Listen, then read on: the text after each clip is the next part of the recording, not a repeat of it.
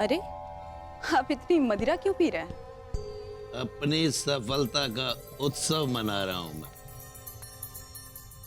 इतनी भी क्या शीघ्रता है? कार्य अभी संपन्न नहीं हुआ है।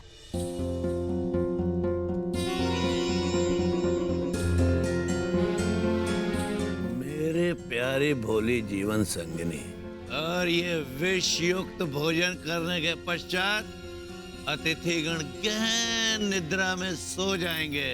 ऐसी निद्रा जो फिर कभी नहीं टूटेगी। और फिर मुखाग्नि दी जाएगी जो पांडवों को उनकी माता के साथ लील जाएगी। सब कुछ भस्म हो जाएगा।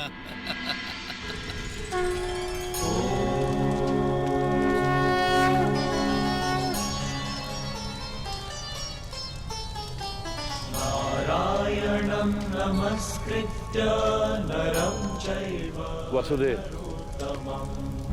देवीं सरस्वतीं हमें आप पर पूर्ण विश्वास है। ततो जयं मुदीरये। आज रात्रि सत्य और विश्वास का जन्म होगा। छल और कपट का नाश होगा। आज रात मेरा प्रयोजन अवश्य सिद्ध होगा।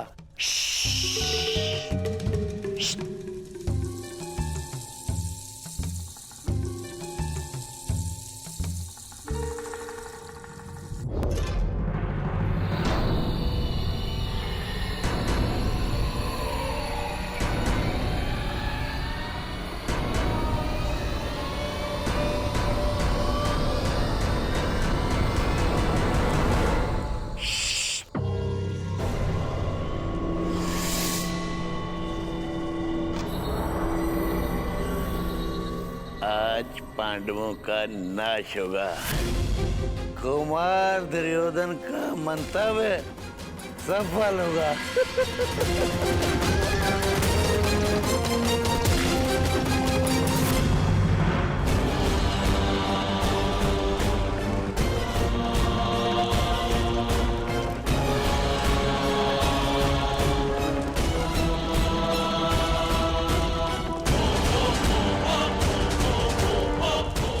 मुखाग्नि प्रस्तुत है। सर्वशक्तिमान अग्नि, अपना भोग स्वीकार करो।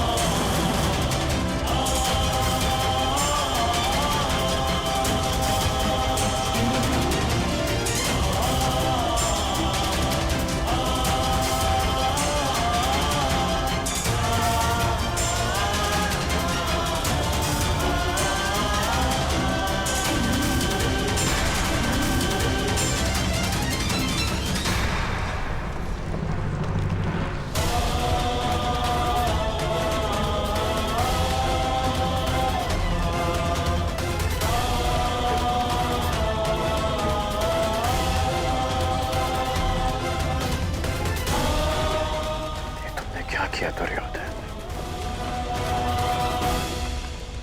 क्यों किया?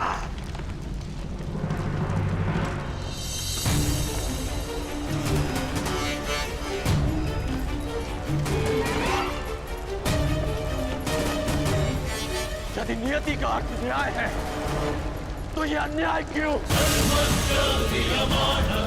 विश्व के श्रेष्ठ योद्धाओं का ये अंत क्यों?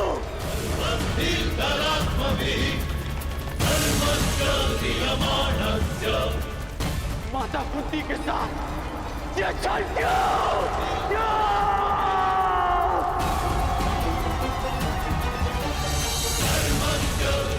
क्या छल कपट की अग्नि का था इतना अधिक है कि वो न्याय को भस्म कर दे?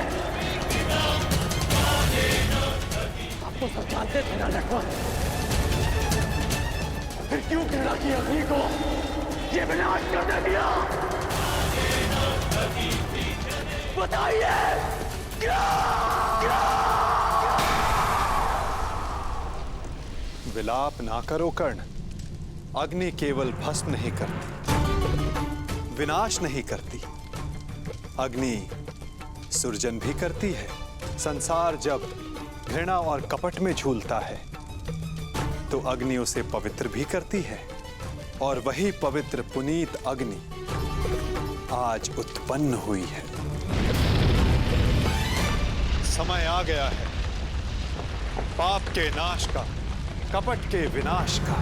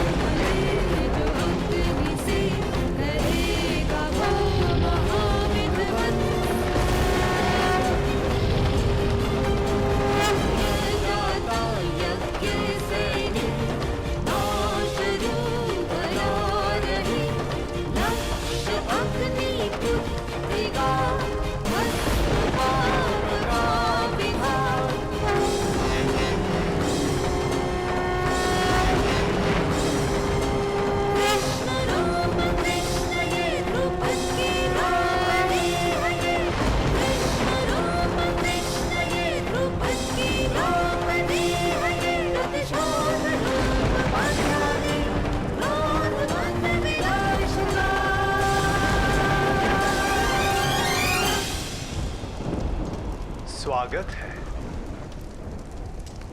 यज्ञ से उत्पन्न याज्ञसेनी। कृष्ण तुम्हारा अभिवादन करता है।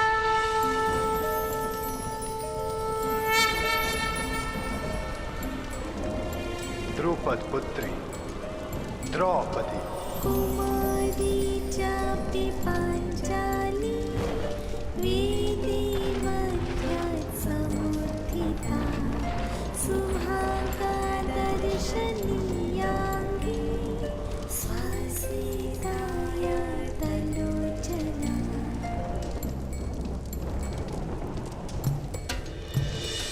मेरी पुत्री द्रौपदी,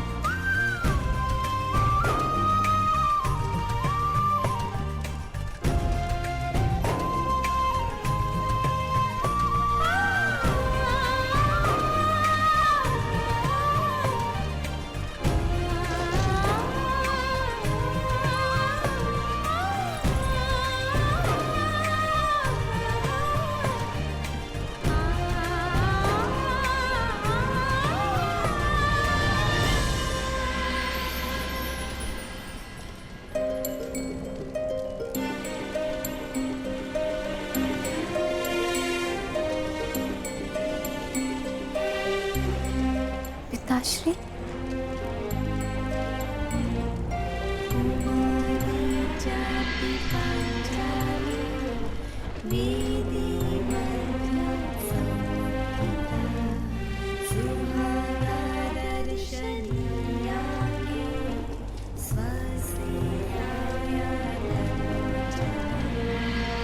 पत्नी, तुम मेरी प्रार्थनाओं का प्रसाद हो। आज्ञा कीजिए पिताश्री, मेरे जीवन का प्रयोजन क्या है? अर्जुन, वो अर्जुन जो मेरे सबसे परम शत्रु द्रोण की सबसे बड़ी शक्ति, उसी धनुर्धारी वीर अर्जुन से विवाह तुम्हारे जीवन का प्रयोजन है पुत्र।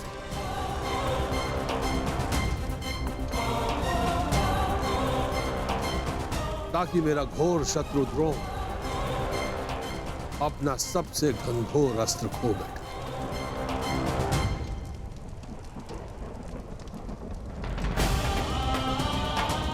अर्जुन,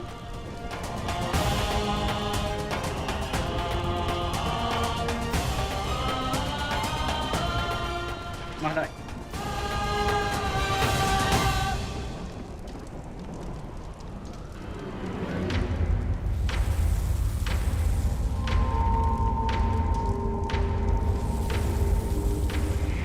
क्या अर्जुन?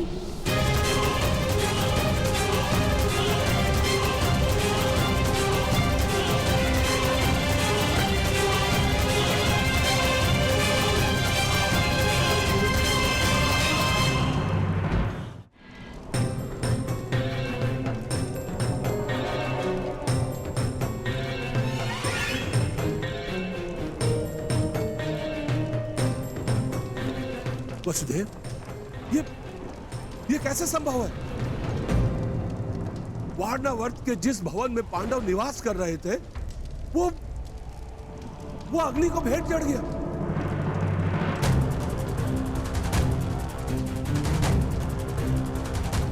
पांचों पांडव और उनकी माता काल के ग्रास में समा गए।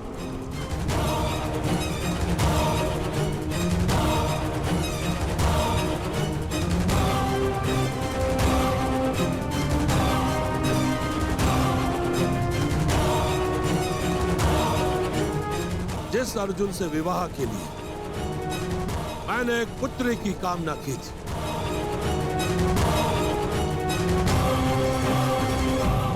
जब वो अर्जुन ही नहीं रहा तो मुझे इस पुत्री की कोई आवश्यकता नहीं।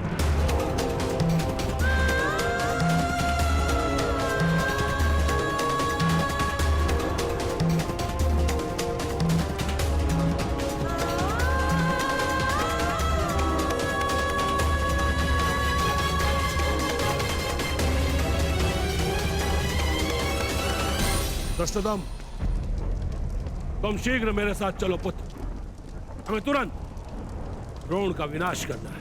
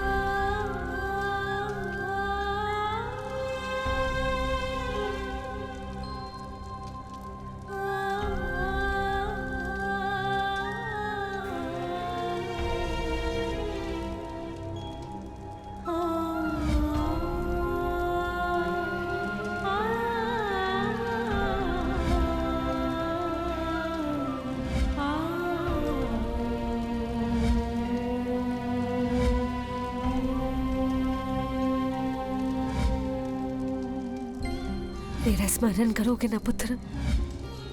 मेरे पुत्र को अपना अनुज मानकर उनका रथ हाँको।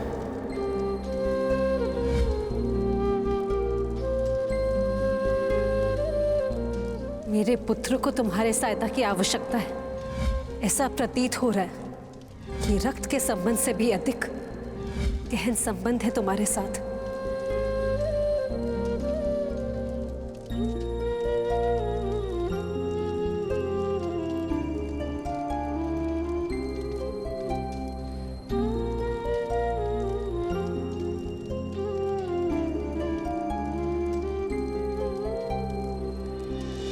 सदा परिवर्तन चाहा, परिवर्तन अन्याय के विरुद्ध, परिवर्तन छल प्रयोग के विरुद्ध।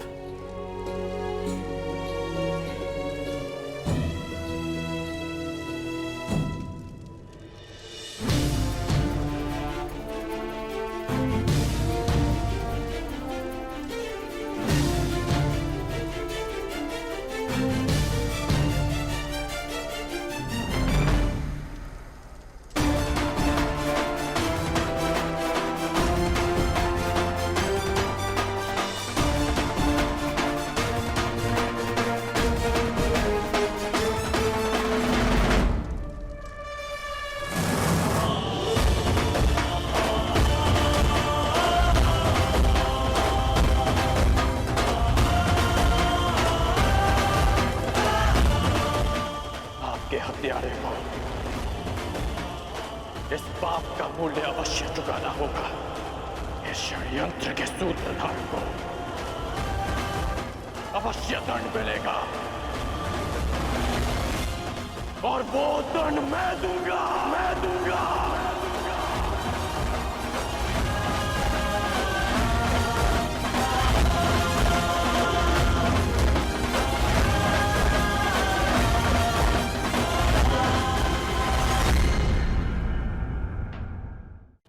आपके हत्यारे को इस पाप का मूल्य अवश्य चुकाना होगा। इस षड्यंत्र के सूत्रधार को अवश्य दंड मिलेगा और वो दंड मैं दूंगा, मैं दूंगा, मैं दूंगा।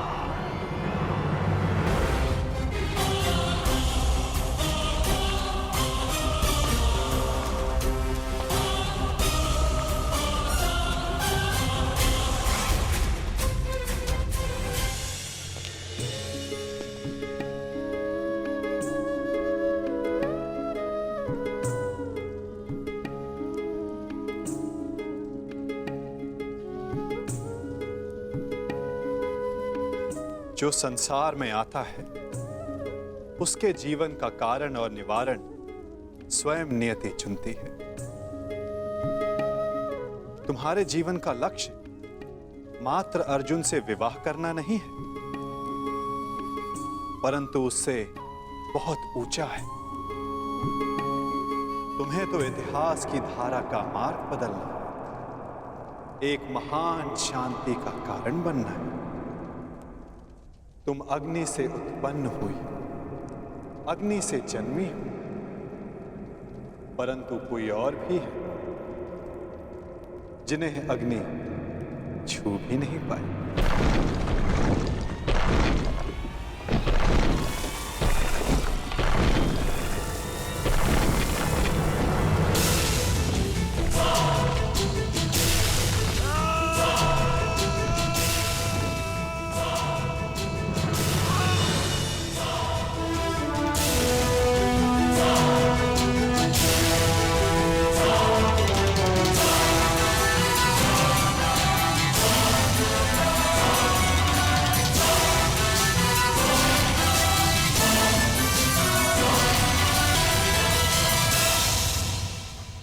ईश्वर का धन्यवाद, आप सभी लोग सुरक्षित आ गए युवराज।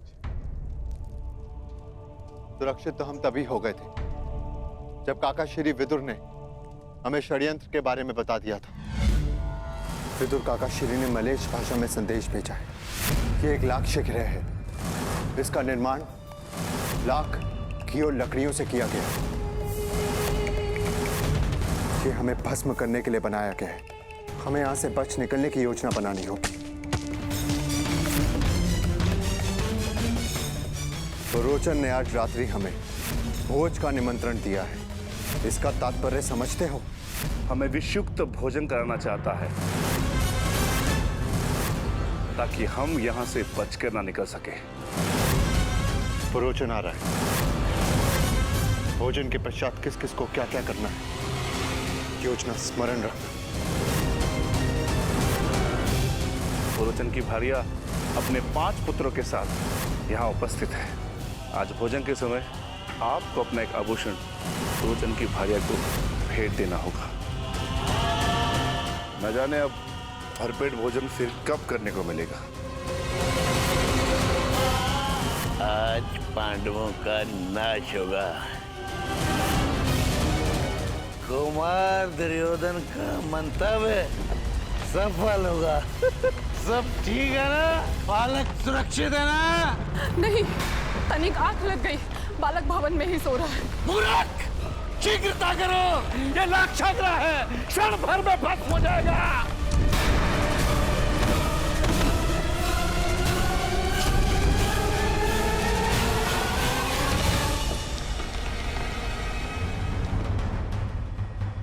किस ओर युवराज? हस्तिनापुर। नहीं, हस्तिनापुर से कहीं दूर। क्यों माता? हमें शीघ्र ही हस्तिनापुर पहुंचना चाहिए, नहीं तो सब समझेंगे कि हम काल में समा गए। अच्छा है ना,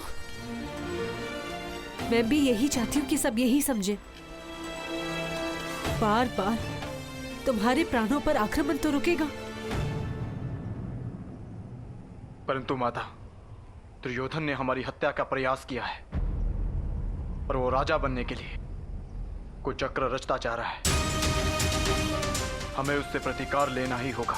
उसके प्रतिकार के पश्चात वो फिर तुम पर प्रहार करेगा। मेरे पुत्र राजा ना बने,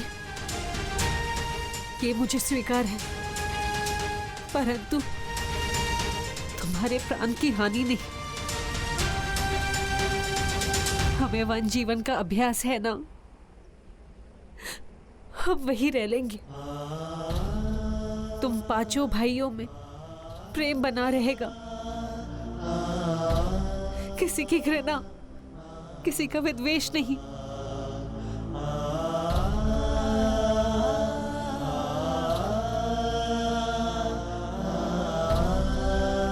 हम हस्तिनापुर नहीं जाएंगे। अपनी माता की विनती नहीं मानोगे?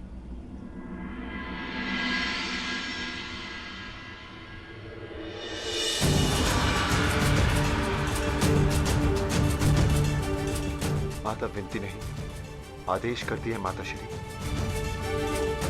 हस्तिनापुर तो क्या, आपकी प्रसन्नता के लिए संसार भर का राज्य त्याग सकते हैं हम।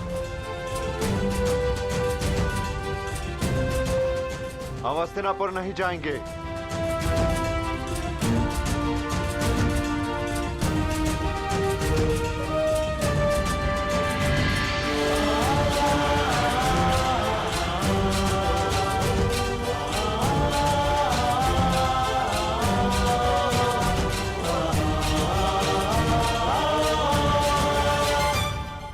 परंतु दुर्योधन को उसके किए का दंड देना होगा।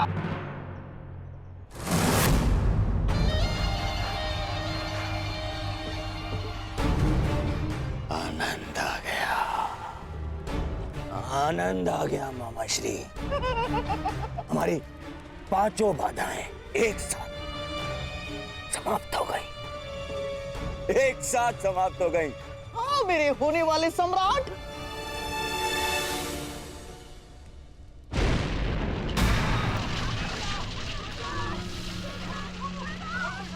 मामा श्री कोलाहल कैसा?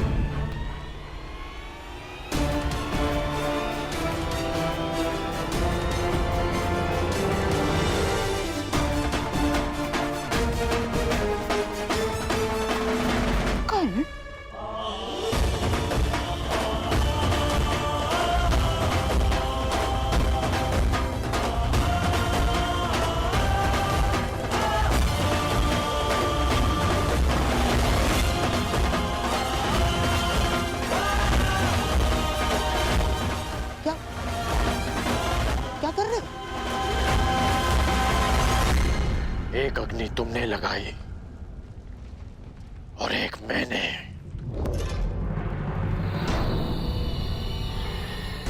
हाँ, मैं सब जान गया हूं।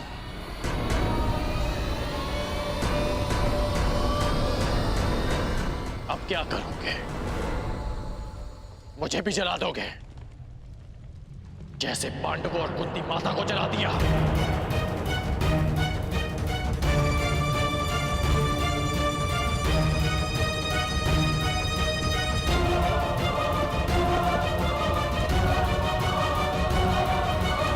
मित्रगण, ये सब क्या हो रहा है? वारणव्रत की अग्नि है ये।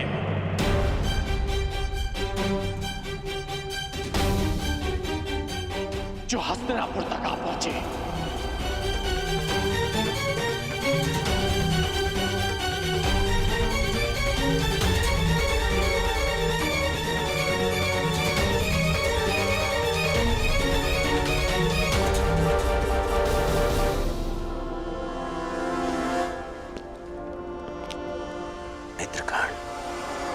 मित्रगण,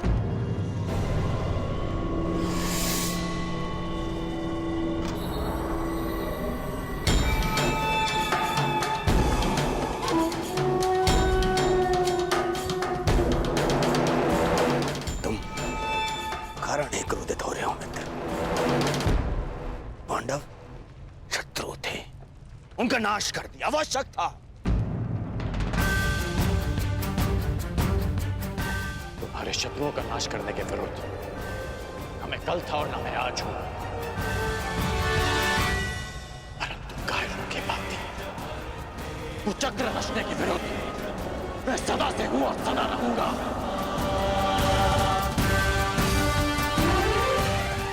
क्या तुम्हें अपने मित्र के शस्त्र बल पर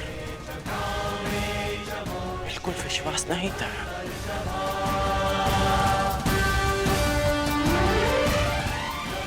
तुम केवल अपने शत्रुओं को युद्ध के लिए ललकारते और मैं स्वयं तुम्हारे लिए उन्हें पराजित करके उन्हें तुम्हारे चंडों में प्रस्तुत कर देता। यही तो तुम्हारी समस्या है कर्ण। तुम सदा शस्त्र उठाने को तत्पर रहते हो, परंतु राजनीति में युद्ध केवल रणभूमि में नहीं होते और ना ही शस्त्रों से लड़े जाते, क्योंकि षड्यंत्र ब्रह्मास्त्र से भी अधिक घातक अस्त्र होता है और जिनको बातों से, बुद्धि से परास्त किया जा सकता है, उनके लिए युद्ध क्यों?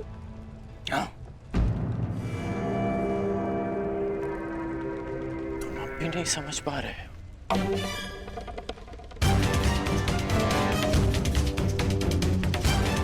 जिसने भीम को विष देकर मारना चाहा, वो अब तुम्हारे मन में विष घोल रहा है।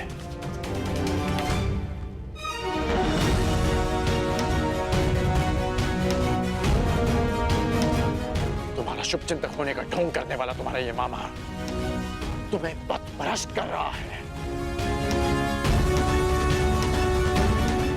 इसकी चाल में मत फंसना मित्र। बस कर।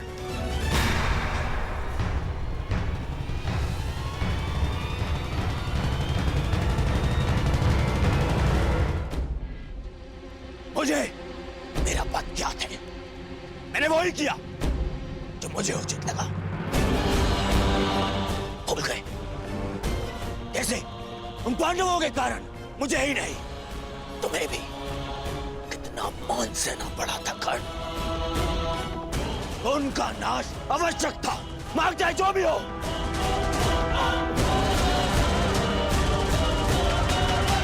और माता कुंती का अंत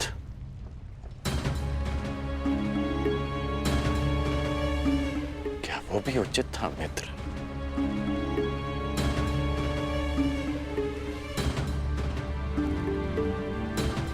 स्त्री, बालक और निशस्त्र शत्रुओं पर प्रहार करना,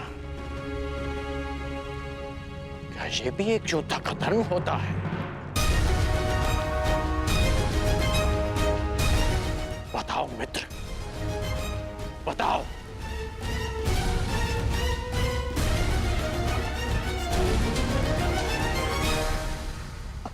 समझने का प्रयास करो। कर्ण, किसी को केवल प्रतिशोध लेने के लिए जीवित छोड़ देना बुद्धिमानी नहीं, कंटकों के वृक्ष को समूल नष्ट कर देना ही उचित है।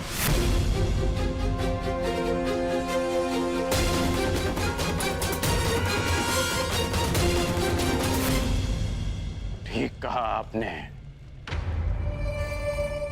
आप मेरे मित्र के जीवन के सबसे बड़े कंटक हैं। तो आज मैं आप ही का अंत कर देता हूं।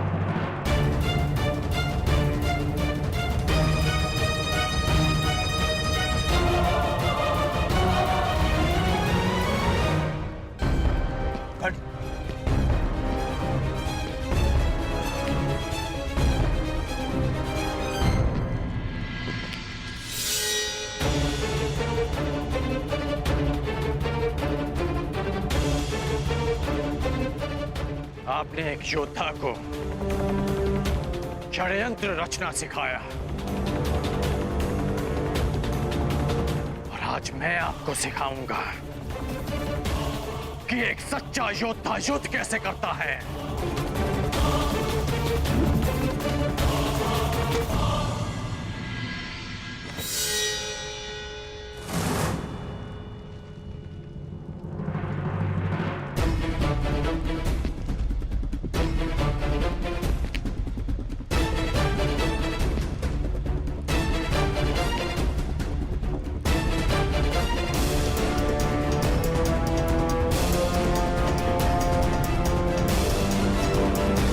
सावधान कर्ण,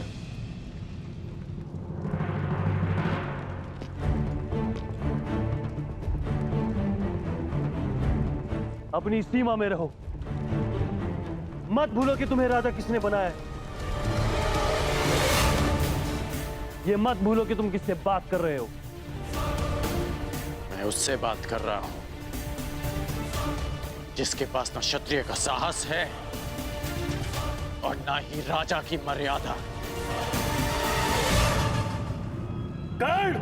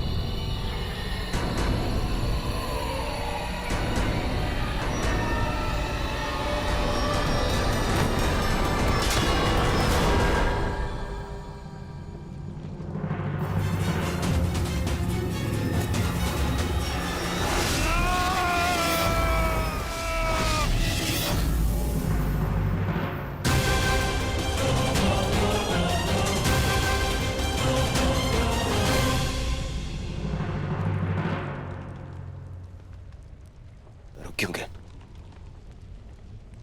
प्रहार करो ना मित्र।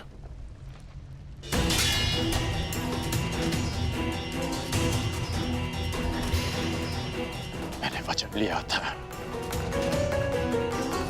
कि मैं सदा तुम्हारा साथ दूंगा, परंतु कुचक्र में नहीं, षड्यंत्र में नहीं।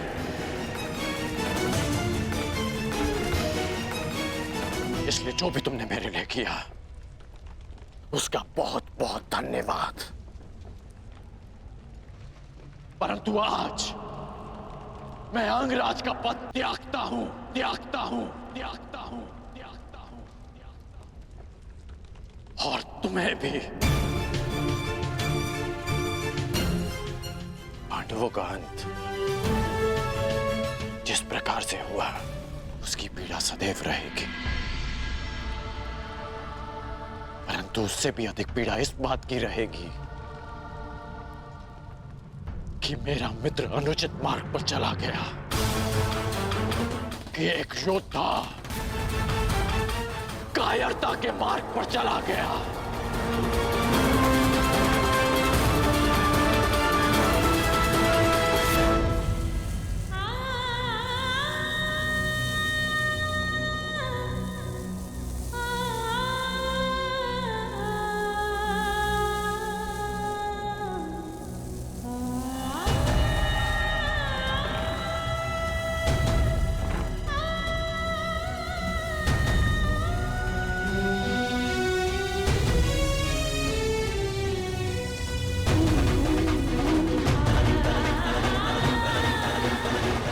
जिस अर्जुन से विवाह के लिए मैंने एक पुत्री की कामना की थी, जब वो अर्जुन ही नहीं रहा तो मुझे इस पुत्री की कोई आवश्यकता नहीं।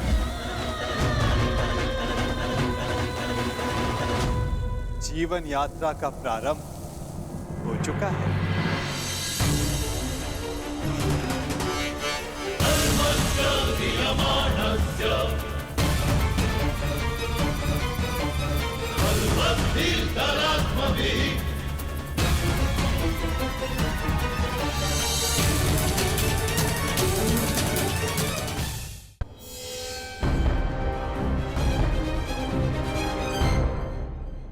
जीवन यात्रा का प्रारंभ हो चुका है।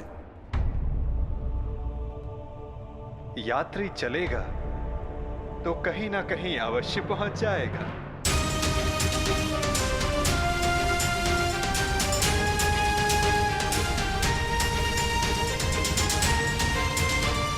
मुझे नहीं ज्ञात कि मेरा लक्ष्य क्या है, नहीं ज्ञात कि मैं संसार में क्यों आई हूं, नहीं ज्ञात कि मेरा जन्म क्यों हुआ। जिस यात्री को अपना लक्ष्य ही ना ज्ञात हो,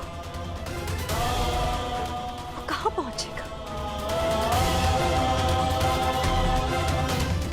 क्या आपने आज तक किसी को मेरी अवस्था में देखा है?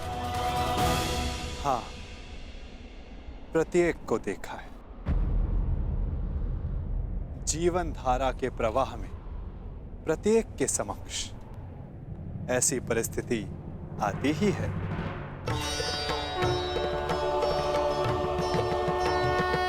मैं तो ये भी नहीं जानती कि जो इस समय मुझसे बात कर रहा है वो कौन है। मनुष्य का परिचय उसके कर्म होते हैं याज्ञसेनी। नाम तो उसके स्थान, उसके वंश, उसके रूप के अनुसार रख दिए जाते हैं।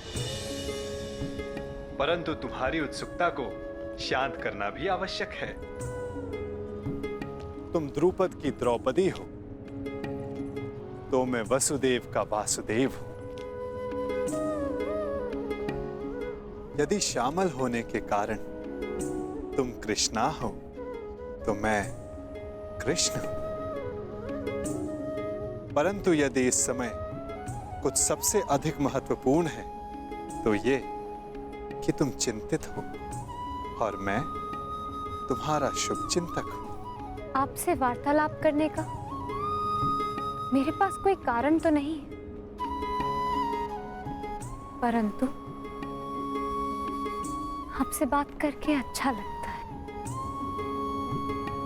आपसे वार्तालाप करके मन को एक विचित्र शांति तो मिलती है, परंतु मन में आए प्रश्नों का उत्तर नहीं। और क्या प्रश्न है जिनका तुम्हें उत्तर चाहिए कृष्णा?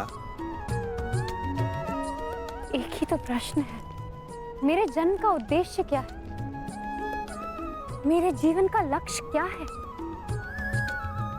प्रणाम द्वारकाधीश।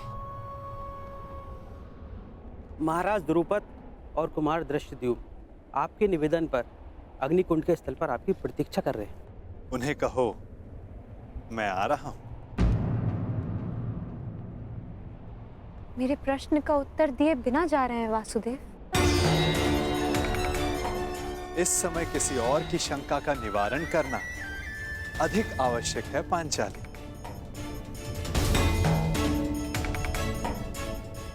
हो सकता है कि उस समाधान में तुम्हारे प्रश्नों का उत्तर भी तुम्हें मिल जाए।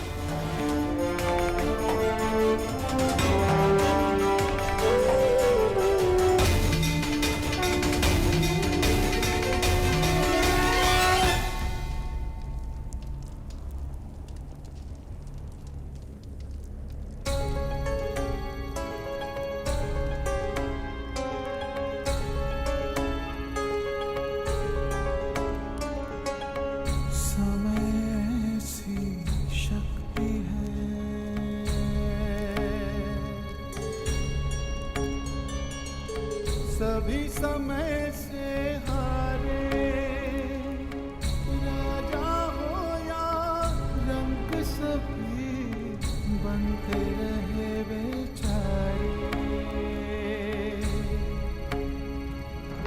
समय बड़ा महान है इस जग में, समय बड़ा महान, समय बड़ा महान है इस जग में, समय बड़ा महान।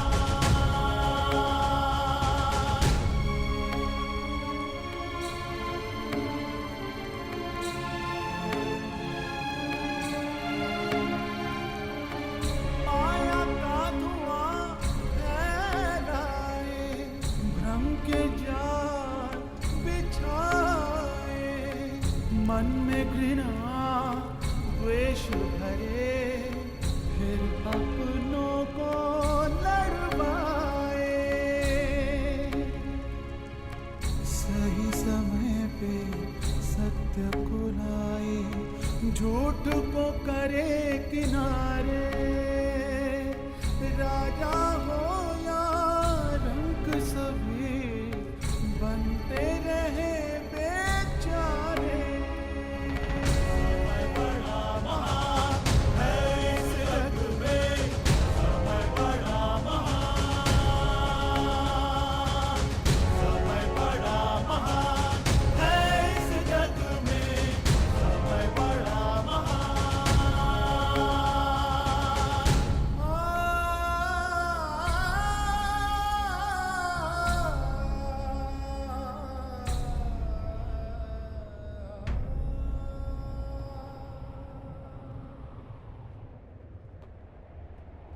मैं अपने प्रतिशोध के लिए प्रयाण कर रहा हूं। ऐसे में आपने हमें यहां क्यों बुलवाया? एक परीक्षण के लिए, एक प्रयोग के लिए।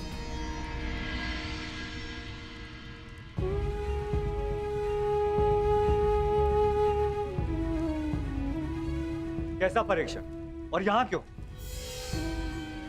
क्योंकि ये तुम्हारा जन्मस्थल है दृष्टद्युम्न। इस स्थल को यज्ञ अग्नि ने पवित्र किया है। ऐसे स्थान मनुष्य के पंच दोष सामने ले आते हैं। काम, क्रोध, मोह, लोभ, अहंकार। इन पंच दोषों की ऊर्जा ऐसे स्थान पर धूम्र में परिवर्तित हो जाती है, और ये धूम्र तुम्हारे दोषों का है द्रुपद कुमार। दोष जितना अधिक होगा, धूम्र उतना सघन होता जाएगा। मैं कुछ समझा नहीं वासुदेव। अपने पुत्र के लिए आपका मोह पांचाल नरेश, ये पहला दोष है। मुझे इस बात पर विश्वास नहीं।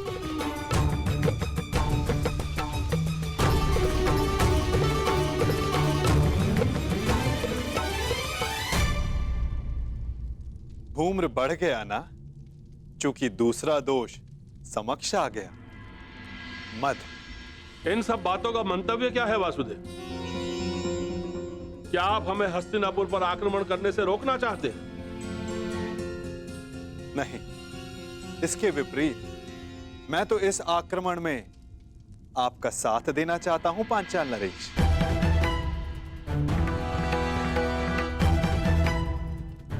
आप हमारा साथ दोगे? यदि आप हमारे साथ हैं तो फिर पराजय का प्रश्न ही नहीं।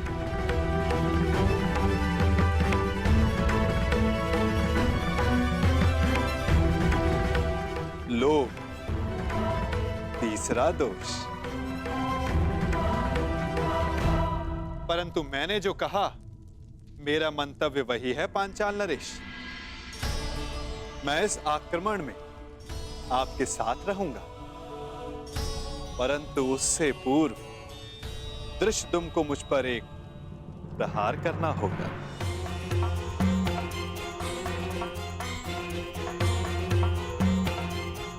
क्या? हाँ, मात्र एक प्रहार। मुझे यह जांचना है कि इस युद्ध में जिसका सहभागी बनने जा रहा हूं, क्या वो मेरे साथ का पात्र है भी या नहीं। परखना चाहता हूं कि ये महायोद्धा द्रोणाचार्य का वध करने में सक्षम है भी या नहीं।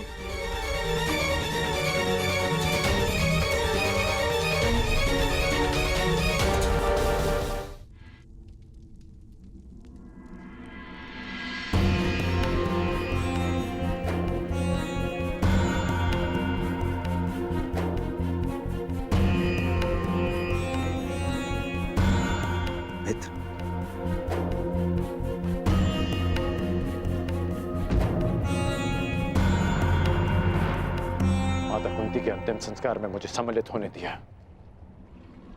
उसके लिए धन्यवाद। धन्यवाद कैसा कर्ण? मैं जानता हूं माता कुंती के साथ में तुम्हारा विशेष स्नेह था। और एक बात, तुम मेरे लिए मेरे भ्राता से कम नहीं हो मित्र। कल मेरे जीवन का सबसे बड़ा स्वप्न पूर्ण होने जा रहा है।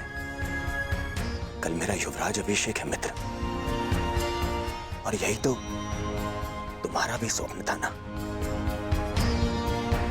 कर्ण, मैं जानता हूं तुम्हें लगता होगा कि जिस मार्ग पर चलकर मैंने ये मुकुट प्राप्त किया है वो उचित नहीं है। परंतु यदि तुम, मैं आ जाऊंगा। तुम्हारे अभिषेक के लिए मैं प्रस्तुत रहूंगा।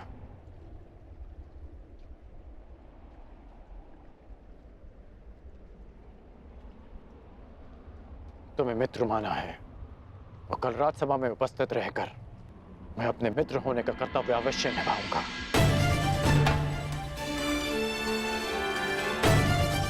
मैं जानता था मेरा ये मित्र मुझे कभी निराश नहीं करेगा।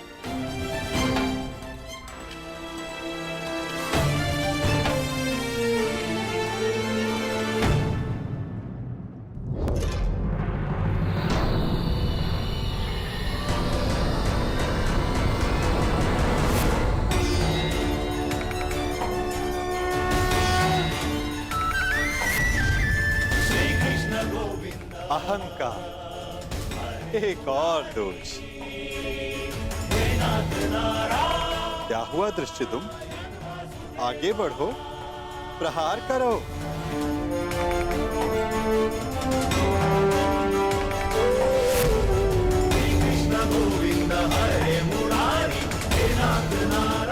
क्रोध, अंतिम दोष।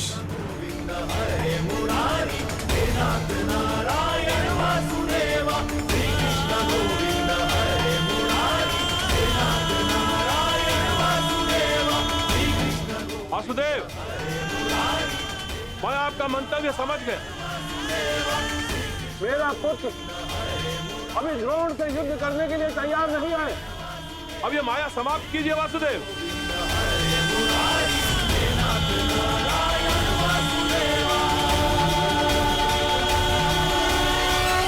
माया का बाण छूट चुका है पांचाल नरेश। जब तक सारे लक्ष्य भेद नहीं देता, रुक कैसे सकता है? अब कौन सा लक्ष्य शेष है?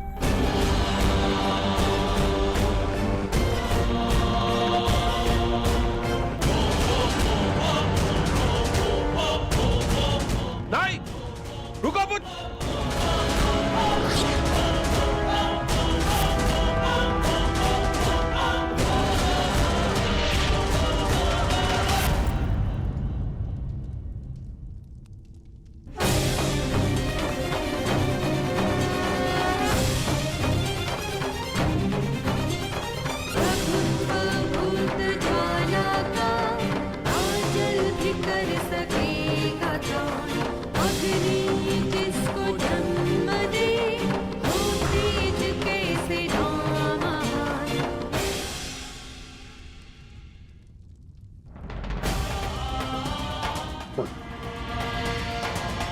तुमने मेरे प्राणों की रक्षा की।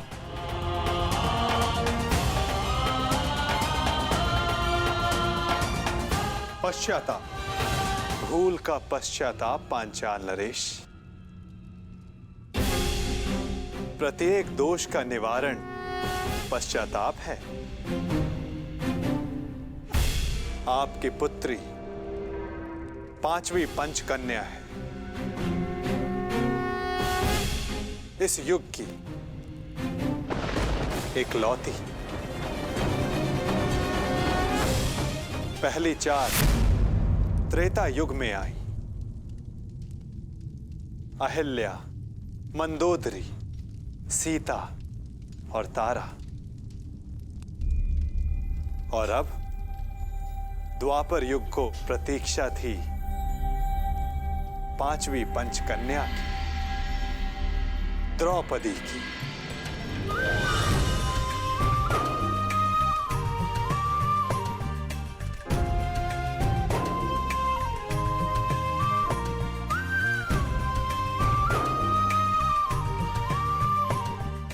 अब तुम्हारे प्रश्नों का उत्तर देने का समय आ गया है पांचाली।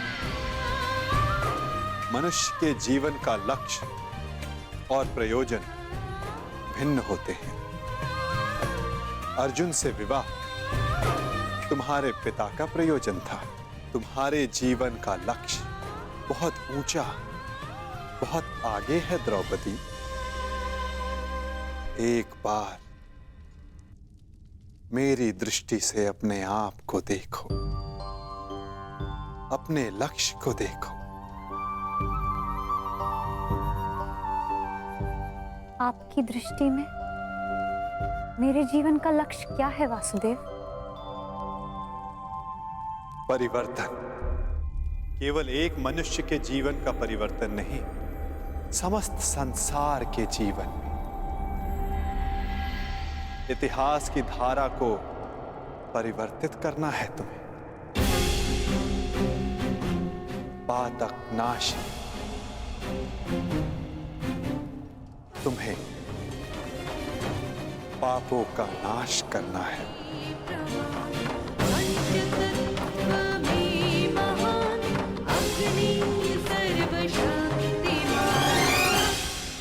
आपने मेरी आंखें खोल दी केशव। मैं सौभाग्यशाली हूं पुत्र कि मुझे द्रौपदी जैसी पुत्री प्राप्त हुई। वासुदेव, अब आप ही मेरा मार्गदर्शन कीजिए और मुझे बताइए मुझे आगे क्या करना है।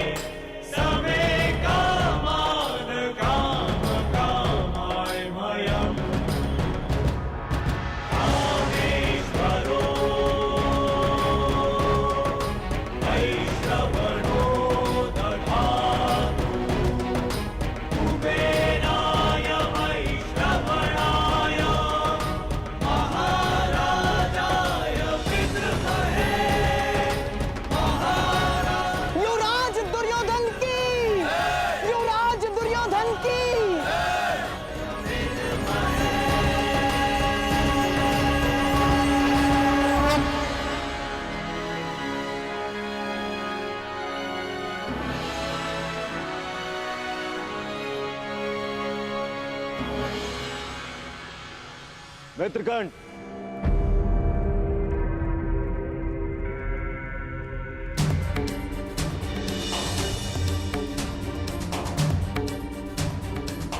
आज मैं बहुत प्रसन्न हूं मित्र, क्योंकि आज मेरा सबसे प्रिय मित्र मेरे अभिषेक में मेरे साथ उपस्थित था।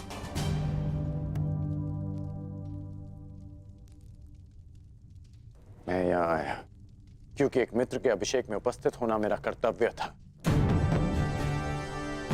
तुम्हारा मित्र तुम्हें युवराज बने देखना चाहता था और उसकी अभिलाषा पूरी हुई, और हमारे साथ की अवधि भी। मैं सदा के लिए तुम्हारा साथ छोड़कर जा रहा हूं।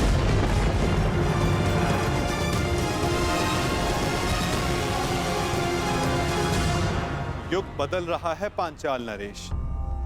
समय की धारा ऐसी मोड़ पर आ गई है जहां परिवर्तन का प्रारंभ होगा। शीघ्र ही इतिहास करवट लेगा। समय चक्र की अंगड़ाई सृष्टि को झंझोर देगी, पंचदोष बढ़ेंगे, और ये सब होगा एक महान शांति के लिए, संसार के कल्याण के लिए, संसार की भलाई के लिए। और इस दिशा में प्रथम सोपान होगा पांचाली का स्वयंवर।